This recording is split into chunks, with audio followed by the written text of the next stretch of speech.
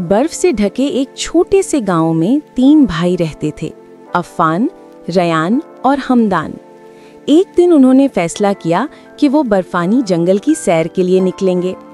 उन्हें क्या मालूम था कि ये दिन उनकी जिंदगी का सबसे यादगार दिन बनने वाला था। तीनों भाई खुशी खुशी बर्फ में खेलने लगे। वो बर्फ के गोले एक दूसरे पर फेंक रहे थे, बर्फ का स्नोमैन बना रहे थे और जोर जोर से कह कहे लगा रहे थे।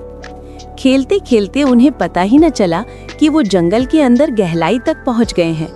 सूरज ढलने लगा और चारों तरफ उजाला कम होने लगा। अब वो परेशान थे क्योंकि उन्हें घर का रास्ता नहीं मिल रहा था। हमदान हल्की आवाज में, अफ़ान भाई, क्या हम खो गए हैं? अफ़ान घबराकर, लगता तो ऐसा ही है। ठंड बहुत बढ़ गई थी। अचानक उन्हें एक गार दिखाई दी। तीनों भाई अंदर गए और लकड़ियां जलाकर आग भड़काई। वो एक दूसरे के करीब बैठ गए ताकि गर्मी महसूस हो सके। अचानक गार के दहाने पर एक बड़ी सी सफेद शबीहा नजर आई। वो एक भालू था, लेकिन आम भालू नहीं।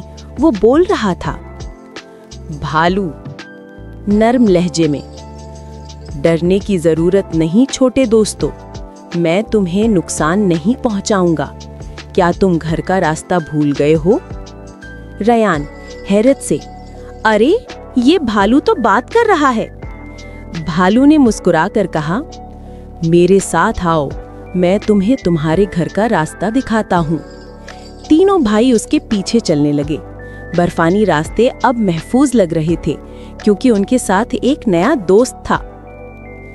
कुछ ही देर बाद उन्हें दूर से अपने घर की रोशनी दिखाई दी।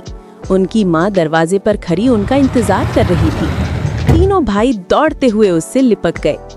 सफेद भालू दूर खड़ा मुस्कुरा रहा था, जैसे कह रहा हो, हमेशा तैयार रहना और जंगल में एहतियात से आना। यूं तीनों भाइयों का ये बर्फानी सफर एक यादगार कहानी बन गया।